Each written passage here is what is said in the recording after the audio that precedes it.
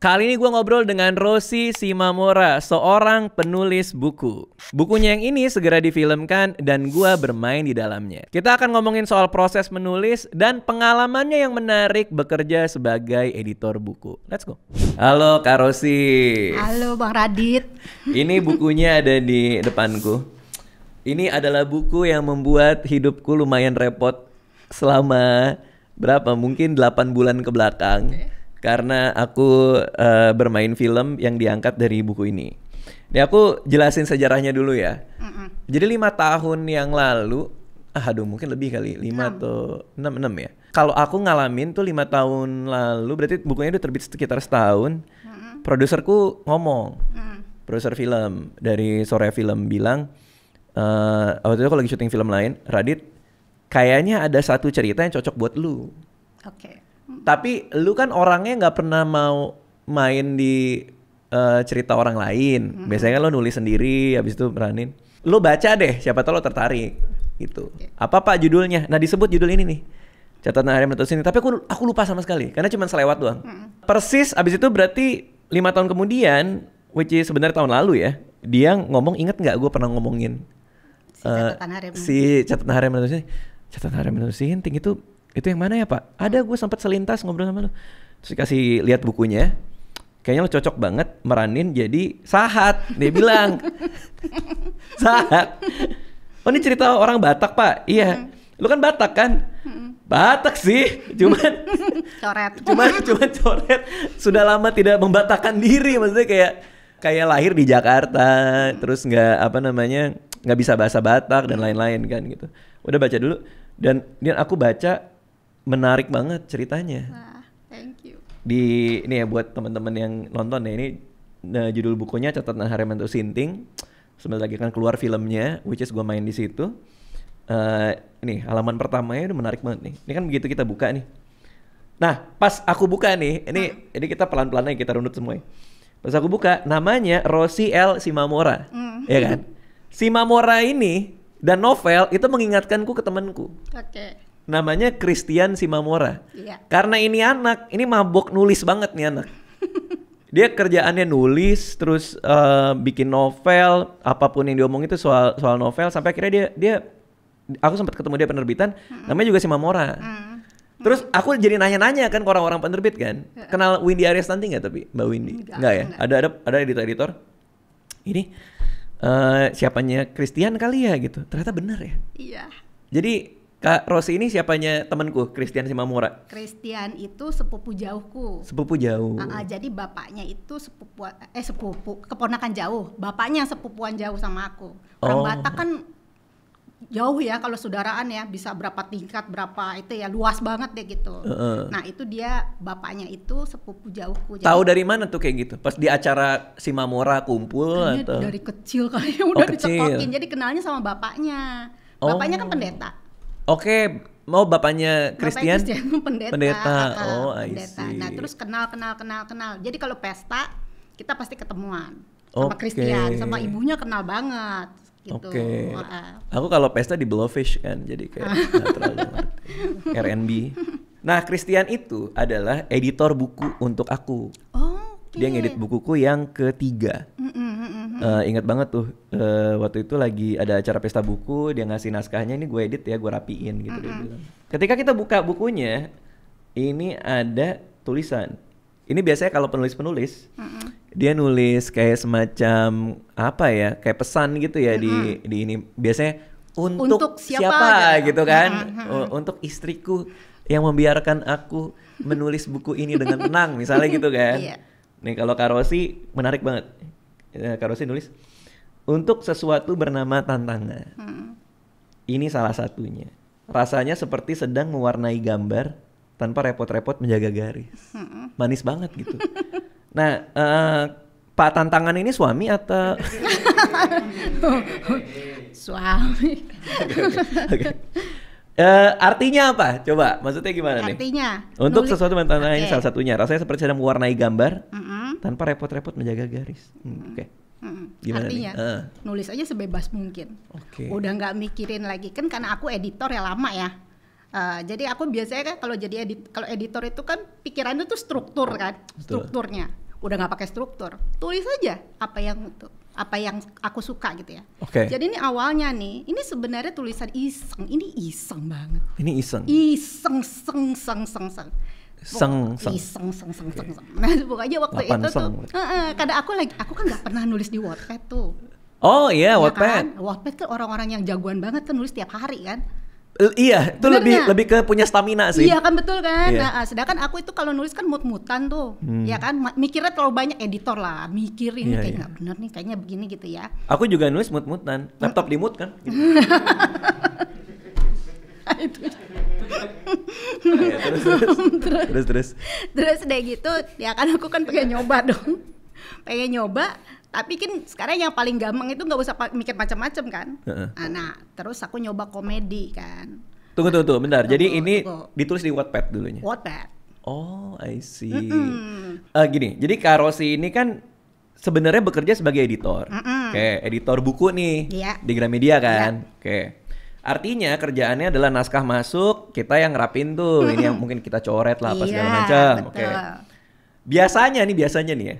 Orang yang bekerja di penerbitan tradisional ngelihat Wattpad dan kawan-kawannya, Pusing kan? itu bukannya kayak kurang ajar emang orang editor. iya kan? Ih, nggak rapi banget nih Bener, tulisannya iya. kan kadang gitu kan kalau editor kan. Karena kalau kita seorang penulis, kita ngasih naskah itu disikat Iya, habis tuh. betul, Disikat banyak, habis sama editor kan. betul. Sedangkan Wattpad kan nggak ada editor. Betul. Kadang suka ngeliat gitu nggak di Wattpad? Iya, Aduh berantakan banget gitu. Iya, nggak logis lah, typo lah, macam-macam kan. Gatel sendiri kan, kalau editor tuh gatel sendiri lah Betul. istilahnya kan. Lalu kok malah ke sana? Itulah tantangannya. Oh, I see. Jadi bukannya malah kayak Wattpad nggak bener nih, tapi justru malah masuk. Iya, malah masuk. Itu keren banget sih. Kedua, Keren. karena si Wattpad itu banyak yang kacau balau tuh penulisnya, aku bikin kelas penulisan loh. Untuk Wattpad. Untuk Wattpad. Jadi untuk calon-calon penulis lah ya yang pengen belajar nulis. Itu aku dari tahun 2016 kalau nggak salah mulai, itu aku pernah bikin kelas penulisan 1.000 peserta loh, gratis. 1.000 Itu peserta 1.000 gratis? peserta, iya. Ya, tiap hari gitu ya kita bikin kelasnya 1.000 peserta. Setiap kelas itu isinya 100. Jadi ada ya sekitar berapa tuh? 10. 10 kelas lah. Kayak begitu gitu loh. Itu zaman-zamannya aku lagi buka kelas penulisan. Tunggu. Tunggu dulu. Apa motivasinya bikin kelas gratis ini nih? Karena banyak yang ngaco. Emang karena pengen melihat kualitas Wattpad lebih baik gitu ya? Aku iya. I see. Aku Menarik kepingin ya? sekali ya. Menarik, Karena menarik. mungkin bawaan editornya itu. Tapi di lain pihak, jadi editor itu memang kan ya begitu kan tadi kan. Yeah. Susah lah, pokoknya terikat lah, macam-macam lah gitu ya. Jadi aku pingin mengerti dulu nih. Sekarang gue mau ngajar nih ceritanya kan. Ini orang-orangnya kan kacau balau nih tulisannya kan di Wattpad itu ya. Kenapa nggak gue masuk situ aja? Sekalian ngajarin, sekalian kasih tahu, mereka lihat itu bisa gitu. Oh. Itu lebih jelas gitu loh. Ini loh yang aku maksud. Ini loh yang ini bisa loh jalan gitu loh. Oke. Dengan kamu tidak tahu struktur, itu bisa jalan dan itu bisa berhasil gitu loh. Oke. Artinya mereka nggak ngeplotting utuh. Tapi lo nulis minggu ini, abis itu lo minggu depan lo tinggal sambungin, itu masih bisa gitu maksudnya? Masih bisa. Jadi Karena, kalau napas kita pendek, kita kan tinggal kayak begini kan, per bab satu cerita kan. Ini kan per bab satu cerita kan, ada gini klimaks turun turun kan gitu ya. Iya, ini memang kayak diary sih. Aku pikir memang didesain seperti itu, ternyata ini masuk ke format Wattpad. Betul. Itu aku nggak tahu tuh. Betul, karena napas kita. Jadi lihatnya dari napasnya jadi. Ngapain gue kalau misalnya kita mau bikin yang cepet ya dan yang berhasil, kita cukup per babnya. Oke. Ya kan? Terus masalah dia kemudian timelinenya akan runtut. Itu urusan nanti. Jadi waktu ditulis di Wattpad ini nggak urutannya nggak kayak gini, Dit. Oh, jadi berupa penggalan-penggalan cerita. Hanya per babnya. Jadi begitu misalnya ada cerita yang masuk, yang ada muncul gitu ya, itu gue tulis. Oke. 1, 2, 3. Jadi urutannya nggak kayak gini, nggak begini. Bahkan aku nggak tahu loh akhirnya mau kayak gimana. Oke. Oh, nah ini karena kita udah mulai menyinggung cerita, ini biar kita bisa kasih konteks ke yang nonton juga.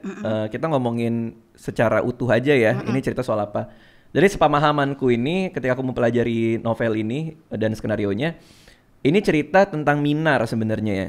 Seorang menantu yang tinggal di rumah mama mertua bersama suaminya. Betul. Dan semua drama yang terjadi di dalamnya. Kira-kira itu ya. Yeah. Karena begitu posternya keluar, judulnya Menantu Sinting. Aku yang dipikir menantu Sinting. Oh, itu menantunya justru Adit ya? Gue tahu branding gue kayak gimana, tapi nggak gitu-gitu banget. Gue yang orang kerennya nih, Sahat nih, BUMN kan, pegawai BUMN. Hati-hati nih, hati-hati. Ariel Tatum menantu Sinting. Oke. Nah, itu di Wattpad. Ini tulisan tulisan pertama di Wattpad berarti. Apa sebelumnya udah pernah ada? Ini pertama dan terakhir. Oh, udah nggak lagi. Cuma nyoba doang. Itu cuma mau nunjukin doang kok sebenarnya. Jadi ini panjang sebenarnya, urusannya adalah kelas penulisan segala macam ya. Tapi ternyata berhasil gitu. Dan satu lagi, ini hiburan buat suami gue yang susah banget ketawa. Pak, tantangan ini dia susah banget ketawa beneran. Suami gue itu lempeng, nggak ada senyum, nggak ada orang Batak juga. Orang Batak banget. Apa marganya? Siagian. Jangan sampai gue lupa, tadi mau ngomong yang lain. Siagian. Jadi dia itu orang yang lempeng banget, susah dibikin ketawa. Kalau gue mau nulis ini, gue ngomong dulu ke dia. Begitu dia ketawa, berarti lucu. Baru gue tulis di Wattpad. Oh, I see. Gitu loh. Jadi dia gue kasih taunya itu ya, apa sih maksudnya cukup detail lah ya. Terus dia ketawa ngakak-ngakak. Wah, berarti kalau gue terbitin dia nggak malu nih. Oke. Gitu loh maksudnya gitu kan. Terus ini seru banget sih. Jadi terus Wattpad ya kan. Wattpad itu isinya anak-anak remaja kan? Enggak juga. Wattpad itu bukan anak remaja isinya. Iya. Karena aku ngelihat penulis Wattpad tuh 14 tahun, 15 tahun. Banyak juga banyak sih. Kan sebenarnya. Maksudnya yang terlihat gitu loh. Iya. Apakah memang ada usaha membahasakan supaya ke teman-teman ini atau emang Karosi udah gue tulis segaya gue aja gitu? Jadi kalau lihat buku gue yang lain ya, ini gayanya beda banget. Buku gue tuh kayaknya sedikit begitulah pokoknya teratur banget deh gitu ya. Tapi yang ini emang beda banget. Tapi aku nggak ke umur yang segini sih sebetulnya ya. Karena murid-muridku itu banyak yang umurnya udah banyak, 20-an, 30-an. Makanya ini sebenarnya untuk pasutri kan. 21 ke atas. Orang kontennya kayak begitu ya, bukan buat anak-anak kan. Urusan ranjang lah. Urusan ranjang lah. Jadi emang ini bukan buat mereka. Oh, I see. Gitu. Makanya ditulis di Wattpad pun juga dengan gaya yang untuk seperti itu aja ya, tanpa harus mikirin oke, gue mau membahasakan diri supaya lebih ngepop buat anak-anak. Enggak ya, karena kontennya pun juga nggak gitu. Iya, benar. Oh, I see. Tapi bahasanya jadinya kayak bahasa sehari-hari karena memang catatan harian kan gitu ya. Iya. Itu keputusan untuk membuat ini catatan harian karena Wattpad kah atau kenapa? Karena sepenggal-sepenggal itu juga? Iya. Oh. Iya. Itu aku jadi ingat zaman aku ngeblog dulu tuh. Apa? Dulu kan punya blog juga. Nulis di blog juga gitu. Emang kayak diary. Tapi kalau itu kisah nyata, maksudnya kayak pengalaman di sekolah. Oke. Persis kayak gitu dan akhirnya dibukuin. Ini comotan kisah nyata banyak orang ini. Oh gitu. Oh, iya, itu banyak. Ada kayak mama yang kayak gini ada berarti ya? Ada, mertuaku juga ada di dalam situ. Iya benar, ada potongan-potongannya. Jadi gini ya, itu cerita mungkin pas lagi kita alamin tragis ya. Ya. Bahkan ngeselin segala macam kan. Begitu kita tulis, itu jadi sesuatu yang fun kan, yang lucu gitu loh. Ya. Banyak. Kalau bisa aja aku cerita kembali lagi ya, karena ininya soal suamiku ya. Wah, itu kan emak gua katanya. Ya bener, dia tahu berarti itu cerita emaknya dia. Mertua baca nggak? Mertua aku udah nggak ada, makanya aman ya. Okay. Ibuku juga udah nggak ada, aman juga. Makanya aman. Kita baru ngomong ini doang nih. Untuk sesuatu bernama tantangan, salah satunya rasanya seperti mewarnai gambar tanpa repot menjaga garis. Itu aku ngerasa kayak ngeliat anakku ini, kan dia lagi suka warnain tuh. Pas dia lagi ngewarnain aneh banget. Jadi ada princess, jadi ada princess gitu, kan harus diwarnain tuh di dalamnya. Princess Elsa. Oh iya. Kulitnya dia bikin oranye, matanya dibikin merah, terus rambutnya dibikin hitam. So aku nanya dia kan, ada keluar garis semua. Kenapa harus diginiin, kan nggak kayak aslinya. Terus kata anakku, aslinya kan udah ada. Yang bener kan udah ada, Pak, kita udah nonton. Kita bikinnya yang nggak bener. Iya, kakak mau bikin yang nggak ada. Wah, itu aku langsung kayak bagus ya. Gila nih, pinter juga nih anak gitu kan. Kadang kita kayak gitu ya, maksudnya sebagai penulis perlu untuk mewarnai melanggar garis ya. betul.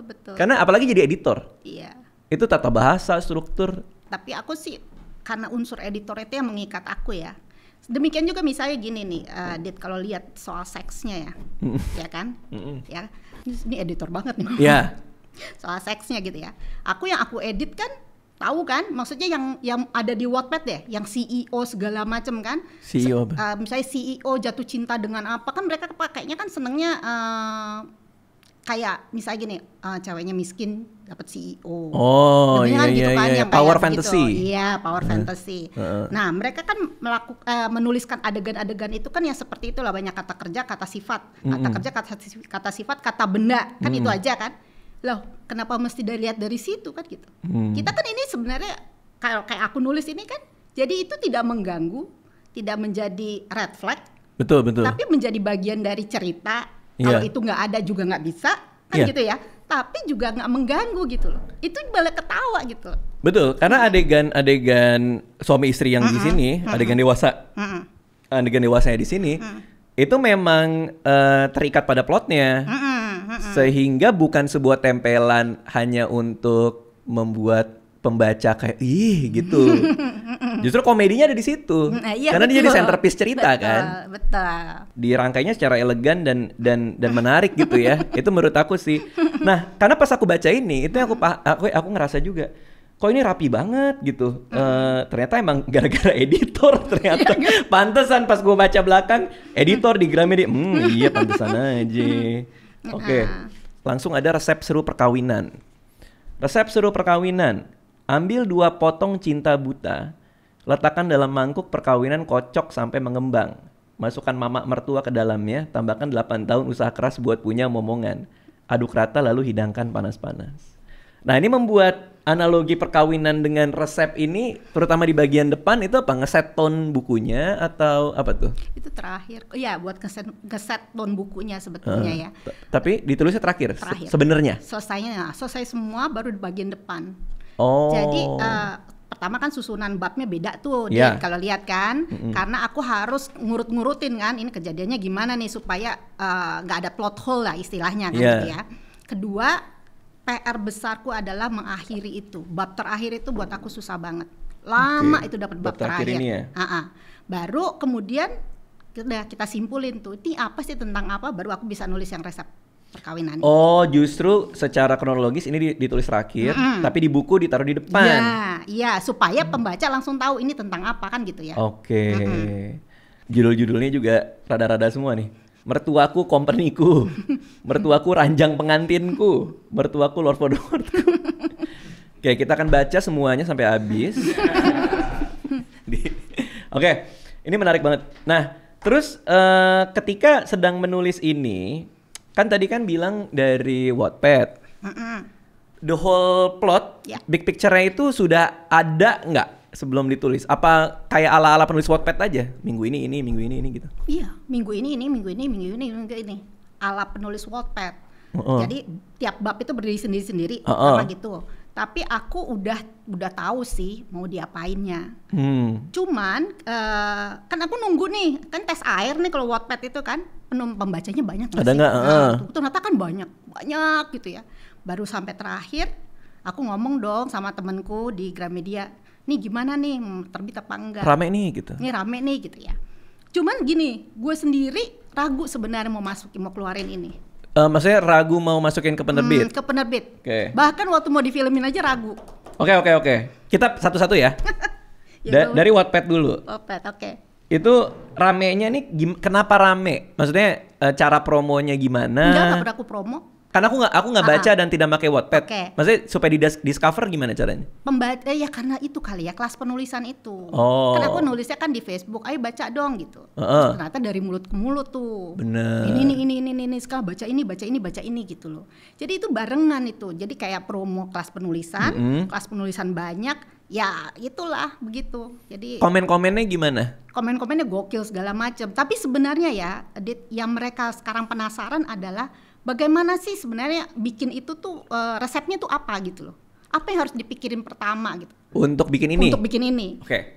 Gimana tuh? Buat aku jadinya, aku hanya simpel gini. Kalau kamu mau nulis genre lucu, komedi, itu ya lucu aja. bikin aja lucu. Tapi aku jadi mengerti, mungkin secara tidak sadar, aku sebenarnya struktur itu tetap megang. Tapi struktur itu baru muncul waktu aku mau nerbitin. Baru aku rombak semua lagi. Oh, dirombak lagi. Ya, urut-urutannya beda tuh, Dit. Jadi itu bener-bener di akhirnya itu pembaca harus bisa entah nangis, entah rasanya hangat, entah dapat sesuatu. Dan itu feedback itu yang gue dapat dari banyak orang. Mereka tuh tergila-gilanya sama terakhirnya ini, sehingga mungkin mereka bisa memaafkan cara gue bercerita dari depannya itu gitu. Oke, paham. Karena ketika orang baca penggalan-penggalan ini dan tidak merasa ada konektivitas satu bab dengan yang bab lain, ternyata di belakang gue ikat semua nih. Iya, itu ngikatnya itu sebetulnya, Dit. Nah itu sebetulnya kalau menurut gue ya, mungkin karena ya urusan editor itu, biar bagaimanapun sebebas apapun gue, itu gue tetap garis itu walaupun gue coret-coret segala macam, garis itu tetap ada dan itu harus tetap kelihatan. Bukan kelihatan, kerasa. Karena kemarin tuh ada bocah umur 19 atau 18 tahun. Dia bikin ini konten pendek. Konten pendek rame, konten pendeknya di YouTube sama di TikTok sama di Reels yang nonton 15 juta, 20 juta. Terus ada podcaster yang lebih terkenal dari dia penasaran kan. Dikontak lah Zoom bareng. Terus direkam gitu hasil Zoomnya. Gue pengen nanya, gimana sih cara lo bercerita gitu? Kalau bisa rame-rame. Gue nggak ngerti apa-apa soal nulis. Tapi cuma satu pegangan gue kalau gue mau storytelling, mau bercerita. Harus ada perubahan. Betul. Sebuah cerita harus ada yang berubah. Dia bilang gitu. Habis itu udah.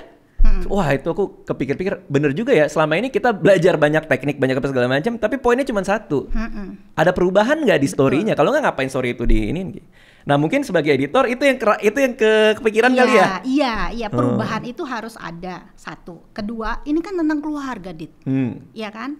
Kalau gue nggak bisa nggak kasih nilai ke situ, habislah gue sebagai orang Batak kan gitu kan ya. Walaupun gue Batak coret juga sama kayak lu gitu kan. Nah, terus tapi maksud gue paling tidak seringan apapun yang kita tulis, pembaca kita tuh dapat sesuatu dan dia bisa belajar bahwa hidup itu kan memang harus ada perubahan itu ya. Bahkan di dalam tulisan juga gitu kan, ada istilahnya pencerahannya lah gitu ya. Nah itu yang gue pertahankan tanpa sadar loh itu tadiannya. Jadi waktu ini kan ibaratnya jadi kayak tulisan yang acak. Sekarang harus disusun dengan satu benang merah yang bagus tanpa pembaca merasa tahu, maksudnya sadar gitu ya. Kita giring nih, begini nih ceritanya gitu loh. Oke.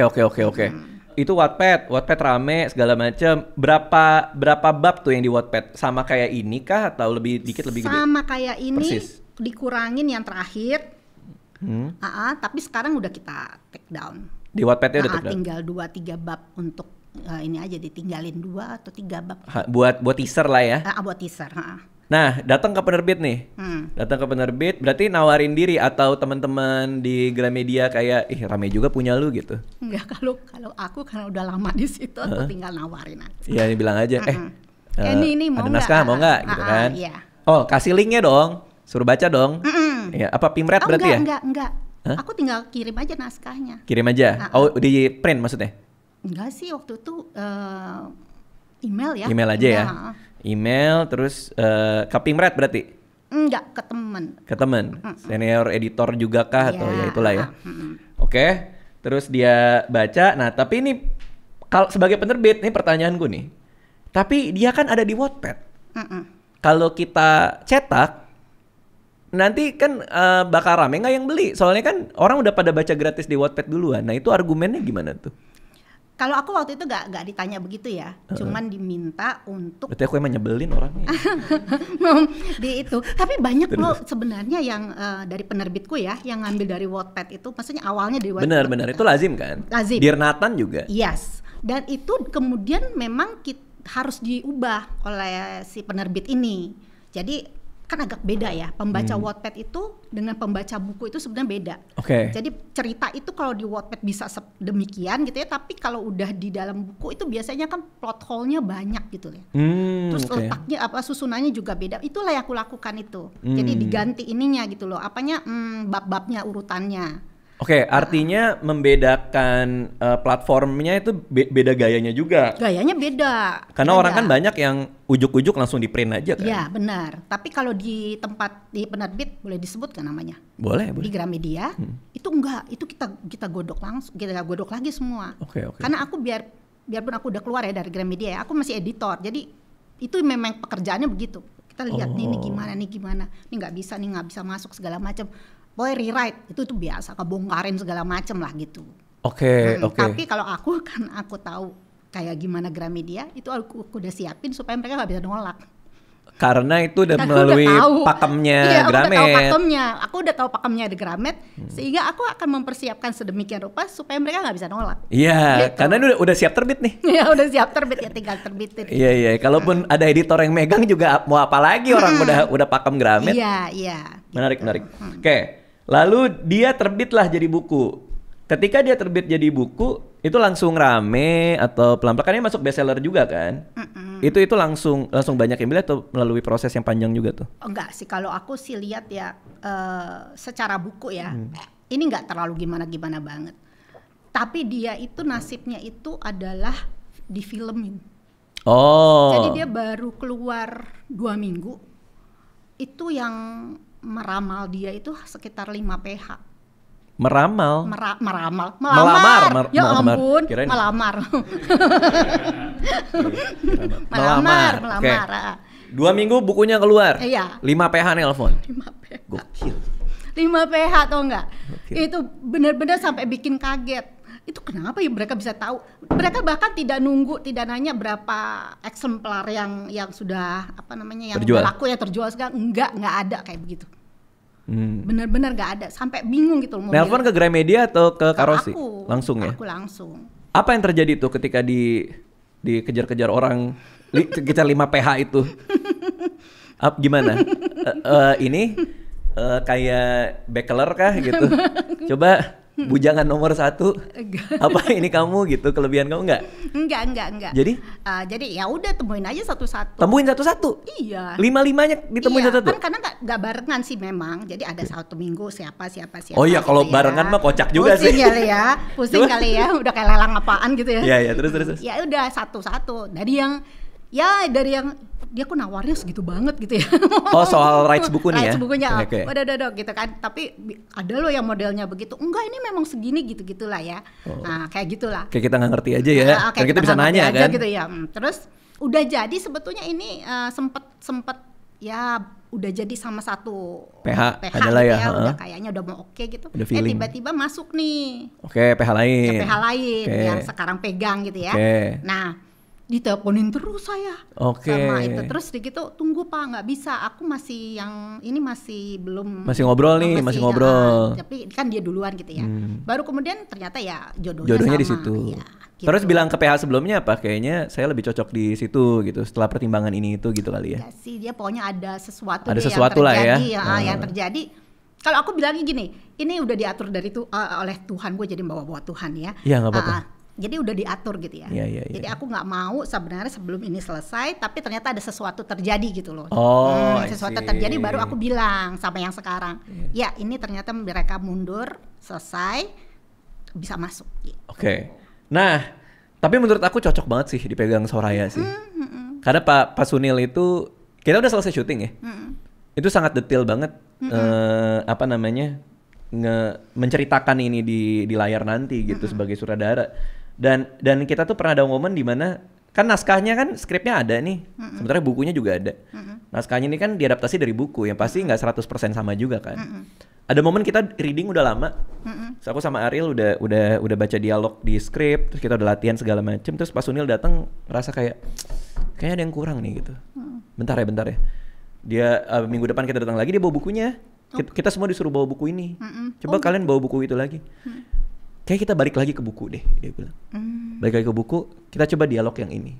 Jadi artinya Pak Sunil ada kerelaan buat kayak ini skrip filmnya kan juga ditulis 5 tahun nih. Ada bukunya, kalau dia ngerasa kayak kayaknya nggak pas, gue balik ke source materialnya lagi gitu. Iya, gue balik lagi deh, gue baca lagi deh. Kayaknya kita pakai dialog yang ini aja, buat yang ini kita ganti gitu. Nah itu jadi seluruh proses reading dan pembuatan filmnya itu aku ngerasa kayak diperhatiin banget ya, detail banget story-nya gitu. Terus aku sempat nanya kan Pak Sunil, Pak kenapa pengen sih ngomongin soal ini cerita menantu mertua apa ini? Terus dia bilang, gue tuh nyari cerita yang persoalannya dari zaman dulu, dari zaman Ken Arok sampai sekarang tuh orang masih bisa bahas. Ya itu mertua dan menantu. Itu dari zaman Romusha juga. Itu aja ya. Ada permasalahan itu. Betul. Ditambah lagi ini tinggal di dalam rumah mertuanya kan, itu kan pasti problem yang banyak orang juga alamin kan. Oke, ini jadi film. Terus sempat lama kan di develop kan? Lama banget kan? Iya. Itu sempat kayak udahlah biarin aja atau gimana tuh? Enggak sih, kalau aku enggak begitu. Kebetulan kan bukuku sebenarnya 2 tuh di Soraya, yang 1 belum diproses ya. Belum di ini. Jadi yang ini yang nomor 2. Justru yang nomor 2 ini yang jalan. Oh, justru ini duluan. Yang duluan yang belum. Jadi ini jalan. Kalau aku gini, kan ke pandemi waktu itu ya. Iya. Dan Pak Sunil itu rajin sekali nelpon. Boleh nggak saya telepon gitu? Oke. Dia memberi kabar gitu kan. Nah, terus kadang-kadang dia suka, mungkin dia lagi mikir segala macam ya, ngajak diskusi gitu. Iya, betul. Itu sering tuh. Diskusi, bener kan? Jam berapa biasanya? Wah, jam 10 bisa. 10 malam. Aku jam 1 pagi. Ya Jam 12 malam. Iya, itu dia. Dia masih bangun nggak? Mau ngobrol boleh Pak. Bentar ya, keluar kamar dulu kan, istri udah tidur. Gimana Pak? Iya betul. Aman nggak? Aman. Betul. Dan Pak Sunil itu menyenangkan karena dia mengerti struktur cerita. Betul. Jadi kita ngomongin dari teknis sampai masuk ke cerita itu nyambung gitu loh. Iya. Bahkan sampai terakhir pun udah syuting nih, dia suka nelpon. Ini gimana nih? Ini diperkayanya gimana nih? Boleh nggak begini gitu. Dan dialah sebenarnya yang bikin aku tahu bahwa aku benar-benar ternyata menghasilkan sesuatu yang ternyata bisa ya, maksudnya difilmin, makanya dia tuh ngejarnya sampai gimana gitu ya. Iya. Ini buat saya nih, lain kali sekarang gue dikejar-kejar, udah nulis belum gitu. Nanya cerita baru lagi. Nanti ke saya ya gitu dong. Begitu kan. Oke. Ya gitulah ya Pak Sunil ya. Tapi terus dari awal memang dia udah janji dia yang pegang. Aku yang pegang, nggak orang lain gitu. Ini aku yang pegang, aku suka gitu. Iya. Antusiasme dia yang demikian rupa itulah yang bikin gila ya. Jadi menyenangkan gitu loh, itu prosesnya menyenangkan banget buat aku. Karena pas aku baca buku dan skripnya juga, ini layernya banyak banget, nggak cuma soal menantu mertua, tapi ada juga harapan seorang ibu Batak kepada anaknya. Betul. Terus ada harapan soal pasangan muda yang lagi berusaha punya anak. Jadi layernya tuh banyak banget gitu, sehingga memainkan dinamika emosi dalam ceritanya tuh jadi kompleks gitu. Walaupun kelihatannya kayak menantu sinting gitu loh. Iya benar. Itu yang aku suka sih. Kalau zaman dulu bahkan tuh yang followerku tuh terbagi 2, yang pro mertua sama pro minar. Ribut tuh beneran. Ya? Pokoknya ributnya tapi main kata-kataan gitulah ya. Iya. Gue sih lebih seneng minar, gue sih lebih seneng mertua gitu loh. Jadi itu mereka aja sampai kebagi 2 kan gitu. Tapi aku sendiri kadang-kadang ya, waktu gue nulis tuh kayaknya gue minar nih. Tapi kemudian dalam perjalanan waktu gitu ya, kayaknya gue lebih mertua daripada minar. Lebih belain mertua maksudnya? Daripada minar. Jadi kayak gitu. Jadi kalau aku lihat kunci dari satu cerita adalah pembaca itu, atau mungkin nanti waktu kita bikin filmnya itu penonton itu akan terbagi 2 karena mereka tidak bisa milih sepenuhnya. Ada minar yang gue suka juga, atau ada mertua yang gue suka juga. Iya. Artinya sosok antagonistik nggak harus jahat ya. Sosok antagonistik yang baik itu adalah ketika kita memahami motivasi dari antagonis ini. Tanpa harus secara moral kita berpihak gitu kan maksudnya kan. Iya. Kayak Thanos gitu kan. Iya, Thanos benar. Thanos kan mau bunuh setengah makhluk hidup ya karena dia punya reason yang masuk akal buat dia secara karakter gitu. Benar. Makanya yang adegan nih biar nggak spoiler sih. Ada satu adegan di mana si mertua ngomong sama si minar itu yang nge-bold kenapa sikap dia tuh seperti ini. Dan kita sebagai penonton, apalagi aku yang baca skrip waktu itu kayak ngerasa gue nggak bisa nih mihak nih salah satu nih karena dua-duanya punya reason untuk bersikap seperti ini. Gitu. Oke, lalu untuk ini sebagai editor ya, ini buku keberapa berarti? Berapa ya ini ya? Bukuku nggak banyak sih, aku biasanya nulis buku anak yang banyak. Nulis buku anak. Kalau buku anak banyak, tapi yang ini keberapa ya? Ya udah banyak juga itu berarti. 4 kali ya. Keempat kali ya. Novel yang keempat. Kayaknya ya. Novel yang keempat. Padahal sebelumnya kan editor. Oke. Kenapa jadi lompat ke penulis buku? Awalnya sih sebenarnya pengennya penulis. Dari kelas 5 SD pengennya penulis. Cuman kan masuk ke Gramedia jadi editor. Oh, karena ngelamar kerja jadi editor. Jadi profesi tuh editor sebetulnya. Jadi aku megangan banyak buku tuh. Zaman dulu kan ya tau lah editornya ngebongkarin tulisan segala macam. Ya, kan? Berantem mulu tuh. Penulis sama editor kerjaan ribut aja. Iya benar. Terus udah satu ketika di tahun 2012 aku resign. Terus mulai nulis. Oke. Gitu. Tapi selama jadi editor apa tantangannya sebenarnya? Apa itu kayak ngurusin penulis kah? Karena penulis kan kadang, apalagi penulis yang merasa skripnya adalah anak dia kesayangan kan? Benar. Terus kalau kita coret dikit kayak nyesel gitu ya. Jangan inikan anakku. Gitu. Tapi apa tantangannya tuh? Banyak sih, ya terutama tentang ini ya ngadepin penulis ya. Apa yang paling susah ngadepin penulis? Penulis itu sebetulnya sangat-sangat rapuh ya. Bener kan? Sangat-sangat rapuh. Betul sih. Iya bener kan? Betul sih, secara di rumah aja kurang gizi kan. Terus. Sangat-sangat rapuh kan. Oke. Terus cara kita ngomong sama dia itu kita harus kenal dia loh. Oh iya? Iya dong. Sampai segitunya ya? Iya loh. Kalau misalnya dia mungkin batak tembak langsung ngomong langsung dia nggak tersinggung kan. Tapi kalau dia memang yang seperti tadi, ini bayi gue segala macam. Sekarang gimana caranya gue mau A, sementara dia itu pasti marah kalau gue mau A. Tapi dia harus mau yang A ini supaya tulisannya bagus kan gitu ya. Iya. Ya itu muternya kemana-mana. Oh, ngomong ini dulu kayak ayo kita ketemu yuk gitu. Iya. Aduh ini bagus banget tulisannya. Iya, puternya gitu. Kedua bisa dengan gini, coba deh, lu ubah deh. Nanti lu lihat yang mana yang bagus baru lu boleh pilih gitu loh. Oh. Baru nanti dia ubah, dia sendiri kan yang lihat. Baru dia ngeh gitu loh. Kalau misalnya penulis nih, kita sebagai editor nih, terus kayak ini kayaknya masih jelek deh gitu. Itu banyak yang itu ya, banyak yang gitu ya. Aku suka begitu.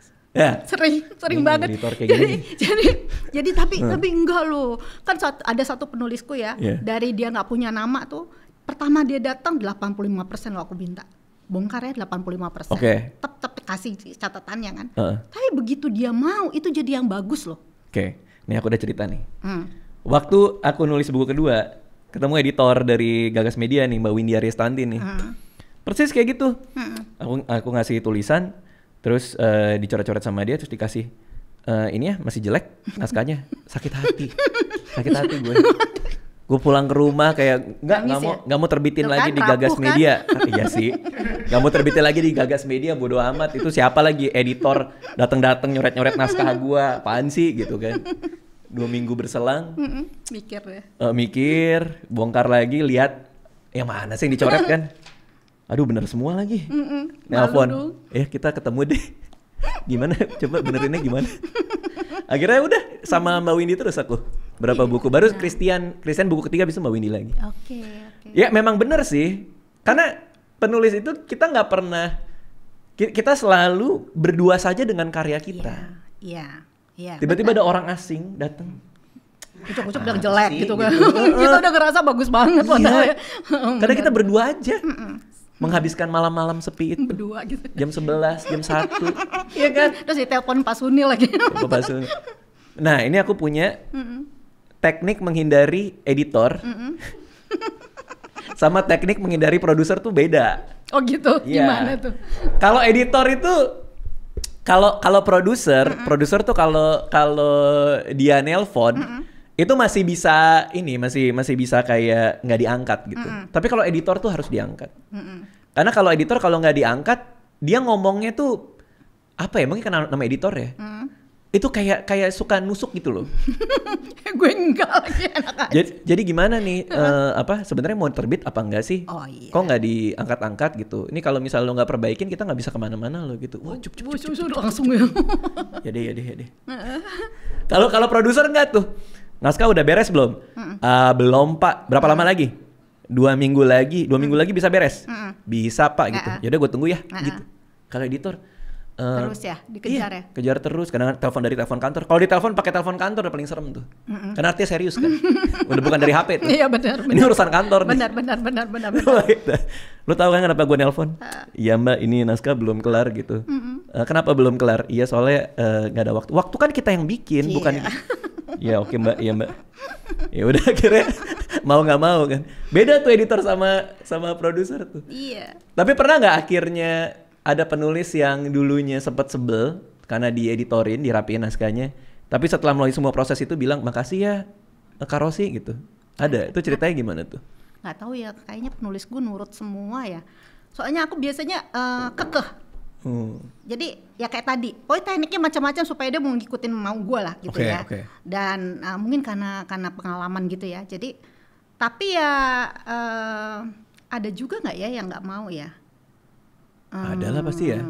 Enggak sih, sebenarnya kalau aku penulisku baik-baik loh. Iya. Tapi aku memang pemburu juga, sama kayak tadi itu. Nelfonin penulis. Nelfonin terus, tanya terus segala udah macam kelar gitu. Belum, Udah kelar belum. Alasan apa yang pas Kak Rosi telepon tahu, alah bohong lagi nih orang gitu?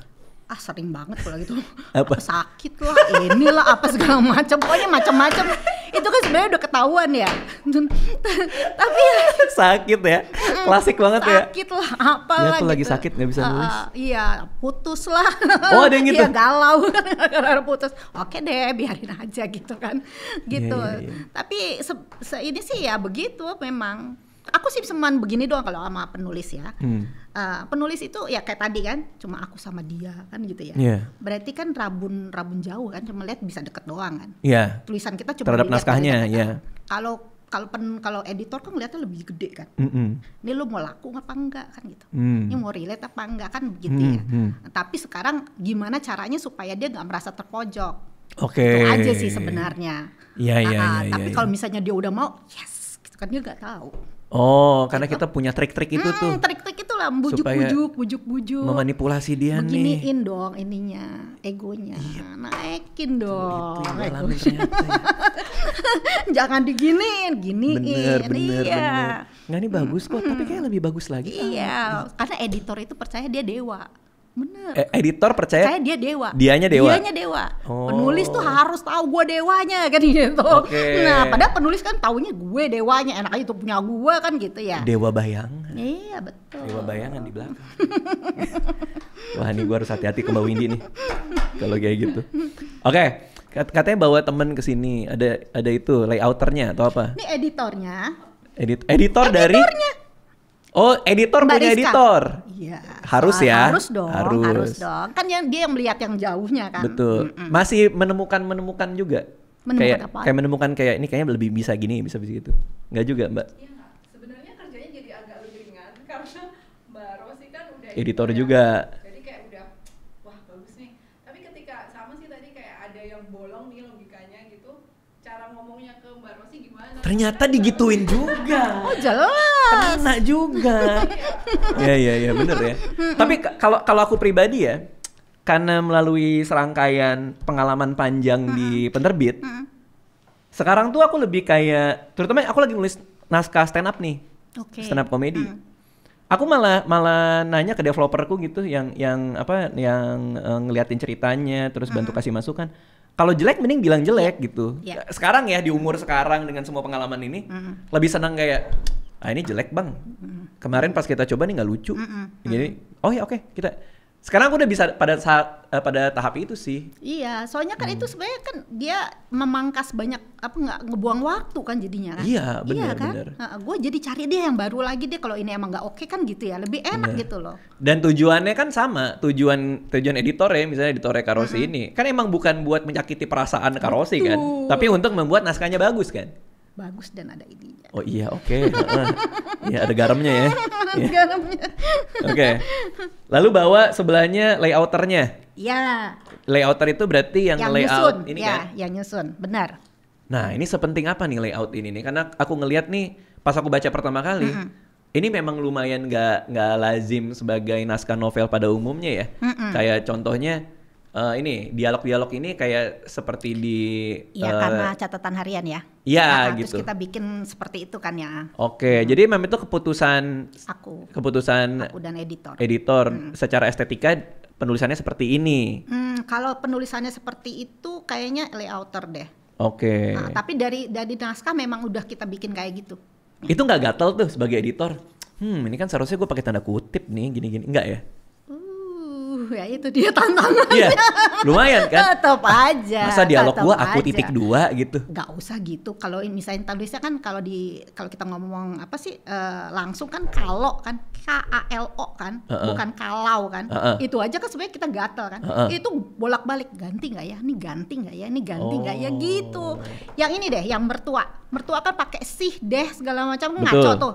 Itu aku terakhir loh. Tulis dulu baru nih taruhnya di mana ya, ini di mana ya, karena itu gatel sebenarnya, nggak ya gitulah ya, karena ini bahasa lisan kan, bahasa lisan yang ditulis. Iya, yang ditulis. Binar, aku pulang dulu dah ini ya kan kayak gitu kan kita tetap harus ya gitulah. Ada satu novel Inggris dari Scotland kan, kalau dialek Scotland kan kayak orang kumur-kumur ya, kita susah dengernya, beda kayak dialek Inggrisnya. Nah dia, lupa lagi nih, buku terkenal banget tapi aku lupa judulnya. Dia nulis tulisannya itu sesuai dialek Scotland. Jadi KH-nya digabung apa, itu bacanya susah banget itu. Nah sekarang posternya udah keluar, udah lihat belum? Udah. Aku sama Ariel. Udah. Fontnya merah kan, banyak kayaknya ke horor. Iya benar. Ini gara-gara film horor lagi rame kan. Menantu sih. Ini apa menantunya? Menantunya gentayangan apa? Iya. Mana gua lagi gini kan? Aku udah mati gua apa gimana gitu. Iya loh itu loh. Iya kan? Tapi enggak ya, ini drama komedi soal hubungan menantu dan mertua dan dinamika di dalam berpasangan dan berkeluarga. Tinggal 2 bulan lagi berarti di pas kita syuting ini, Juli kalau nggak salah. Iya. Udah ini belum? Udah cukup excited belum nih? Udah. Ini pertama kali bukunya difilmkan kah? Iya. Oh ya? Iya. Ih, seru banget. Premier udah tahu mau pakai apa? Hah? Nggak tahu. Kan biasanya gitu. Aku premier pakai apa ya?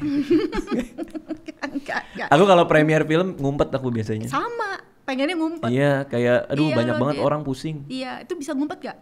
Aku biasanya tapi jangan ditiru, nanti kita ketemu lagi. Aku saya pengen ngumpet pasti. Spot favoritku kalau premier buat ngumpet ya. Kalau sore biasanya premiernya di PS, Plaza Senayan. Pasti nanti Kak Rossi juga dapat undangannya tuh. Nah, aku tuh biasanya kalau lagi premier kan sama wartawan tuh di studio tuh, wartawan segala macam keluar, aku langsung masuk ke tempat premier. Premier 21 itu loh, yang ada sofa-sofanya itu. Itu masuk aja ke sana, senyum-senyum aja, gini-gini aja. Biasanya digini-giniin. Belok kanan, belok kiri. Belok kanan sambil kiri. Itu lorong panjang. Oke. Di depan WC cowok ada WC cewek. Jadi kalau di premiernya Plaza Senayan, di ini WC itu ada lorong panjang banget. Gitu. Oke, di situ ya. Nah, aku nongkrong di situ. Aku juga deh. Jangan nih, temu kita. Nanti kita gini dong ya. Aku sempat ke Gap sama Niji waktu itu, satu band full. Gitu. Iya. Di situ juga. Iya, lagi nongkrong sendirian gitu. Diam, karena pusing banget banyak orang. Diam aja, terus satu band Niji masuk pada mau ke WC bareng. Which is aneh juga kalian bareng-bareng ke WC ya. Oh iya benar. Berapa laki-laki ini? Radit, ngapain? Ya duduk aja gitu. Oh iya. Mau kemana? Ke WC, rame-rame masuk WC. Oke. Oke deh. Tapi di situ tempat favorit. Siap. Gitu. Siap, nanti aku kalau nggak aku di WC cewek, di dalam udah diem aja lah. Nggak ketahuan. Tapi kok di dalam aneh. Iya sih ya, nanti orang mikir ngapain orang ya, diketok-ketok. Kalau aku sih nggak sempat waktu itu pernah kepikiran apa di dalam WC ya. Tapi kalau di dalam WC itu aneh soalnya. Iya benar sih. Apalagi kalau misalnya kita cuma berdiri di pojok kan, kan ada orang masuk, kencing, ya kan? Cuma gini doang. Diem. Udah mas, lagi mas, gitu kan? Nggak ini kan? Nggak asik ya. Oke, good luck Kak Rossi. Apa buku selanjutnya? Udah ada belum? Itu dia, udah kayak Sunil. Tapi ini lebih ke ini sih, pertanyaan basa-basi, bukan pertanyaan menteror buat kontrak baru. Apa? Tapi ada buku selanjutnya? Lagi di ini sih, nggak mau spoiler juga. Maksudnya belum ini ya, tapi mungkin kayaknya komedi juga. Komedi juga. Karena ya itu kembali teror Pak Sunil. Tapi aku baca ini lucu ya. Maksudnya kok padahal Kak Rosi bukan stand up komedian. Bukan pelawak. Ya itu dia, makanya Pak Suni kan bilang, ini kamu tuh sebenarnya ini kamu penulis komedi loh. Gak usah nulis yang lain, nulis komedi aja gitu. Iya. Ya ilah, kok dia gitu. Lucu banget. Beneran nih. Beneran. Aku sebagai komedian ya, pas baca ini ketawa banget, lucu banget. Itu apa? Apa anekdotnya? Kan anekdotnya dari kisah nyata kan? Apa itu ketika itu terjadi ketawa dan kayak ih gue simpen nih buat buku atau apa atau dirangkai? Aku agak aneh orangnya. Jadi semua tuh direkam. Jadi gini, aku tuh hidupku banyak yang nggak enak ya, yang aku tulis itu tuh sesuatu yang nggak enak ya. Tapi itu direkam. Kemudian biasanya aku kalau sama temen-temenku aku ceritain, aku lebih-lebihin bikin mereka ketawa. Itu memang aku sukanya begitu sih. Kalau lagi ngalamin sih nggak enak ya, terus gue ketawa gitu. Ternyata memang mungkin bawaanku gitu kali ya. Iya. Agak-agak aneh begitu. Kalau kata Woody Allen kan gitu, apa komedi tragedi dikasih waktu kan. Iya. Baru kan ketemu tuh itunya komedinya kan. Jadi ya begitu. Aku kayaknya mau nyoba nulis juga komedi. Dan ringan sih. Ini aku tulis tuh nggak ada, itu kan 10 berapa bab itu 1 hari ya. Itu sebulanan loh selesai. Oke. Selesai gitu. Udah nggak pakai mikir, enak banget kan, nggak pakai mikir, nggak pakai macam-macam kan. Udah gitu laku lagi jadi film lagi kan, maksudnya gitu. Itu ya? ngapain gue bikin yang susah-susah kan gitu. Tapi ini memang dari kegelisahan murni nggak? Aku kan kalau mencari sesuatu harus dari kegelisahan nih. Apa ini karena tadi rangkaiannya pengen ngetes Wattpad apa segala macam itu? Enggak, kegelisahannya begini. Aku tuh Batak coret, dalam artian coret ya, karena aku introvert. Ya kan, orang Batak kan ekstrovert ya minta ampun. Ya kan, terus semua diomongin kan gitu ya. Kalau kumpul nyanyi lagi. Kumpul nyanyi, terus ngomongin semua dikomentarin kan. Aku takut loh sama mereka. Sebenarnya takut, tapi kan harus jalan ya. Jadi kalau bisa kayak pesta adat komentarin apa, ya udah lah ya mau diapain gitu ya. Tapi gue balas dendam di buku ini. Apa yang kalian omongin di pesta adat? Apa yang kalian omongin ini? Mertua ngomong apa? Oke, gue terima aja. Kali ini semuanya gue tulisin deh. Menarik. Benar.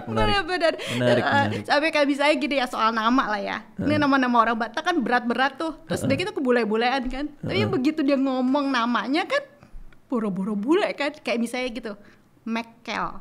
Aku tuh bingung, ibuku yang ngomong, itu loh opung si Mekel gitu. Namanya kok Mekel? Mekel tuh dalam bahasa Batak artinya ketawa. Kok Mekel sih gitu? Ternyata namanya Michael. Dipanggilnya Mekel. Bayangin aja. Iya. Ya jadi kayak begitu. Itu kisah nyata tuh berarti? Itu kisah nyata. Jadi maksudnya orang Batak gitu kalau nulis ngasih nama anak itu bener-bener bule banget kan. Princess apa segala macam. Bahkan ada yang kaisar gitu lah. Kayak gitu kan. Tapi begitu dijadiin udah susah diomongin ya namanya Ucok juga sama Butet. Jatuh-jatuhnya gitu loh. Jadi ya kayak gitu-gituan tuh aku suka. Ya namanya juga mungkin karena saking tertekan kali ya sebagai introvert ya. Jadi ya itu jadi dilampiaskan lah. Dilampiaskan lah itu. Menarik. Dan sekarang mereka mau ngajak nobar kan pusing gue ya. Nah itu kan ngomongin mereka semua itu. Ya itu gimana ya. Aku udah bilang sih jangan dijitak ya. Kita kedatangan Bang Mekel dari tadi udah di luar nungguin. Kapan aku dipanggil gitu. Ya nanti pas nobar kan pasti banyak yang ngerasa juga ya. Sebenarnya sih aku yang gini, beberapa sih yang istilahnya aku ambil yang agak apa sih namanya tuh, apa aman sensitif gitu ya. Aku pasti ngomong. Boleh nggak gue masukin yang ini gitu ya. Tetapi kalau yang cuman yang selewat aja lah. Selewat ya, cerita-cerita yang emang dia orangnya kayak begitu tapi dia juga nggak keberatan, ya nggak apa-apa juga gitu loh. Tapi aku sih ngomong. Ya boleh gitu. Ini menurut aku nih dalam mungkin 5 tahun terakhir kan aku udah jarang baca novel ya. Ini salah satu novel yang paling lucu sih yang aku baca dalam akhir-akhir ini. Ini aku ketawa banget baca novel ini. Sama ada satu lagi, Lauk Daun, tahu nggak? Belum. Ada, itu juga ada novel pendek. Judulnya Lauk Daun tuh juga lucu tuh. Nanti gue cari deh. Tentang perebutan ketua RT atau gitu. Lucu banget. Nah itu dua itu yang menurut aku gila ya, refreshing banget gitu. Dan nggak harus seorang komedian by profession gitu untuk bikin cerita yang lucu kayak gini. Oke, good luck semuanya Kak Rosi, dan kita ketemu di premiere filmnya. Tapi tempat saya jangan disamperin juga. Oke, makasih siap. ya. Oke, thank you semua. Iya, bye-bye.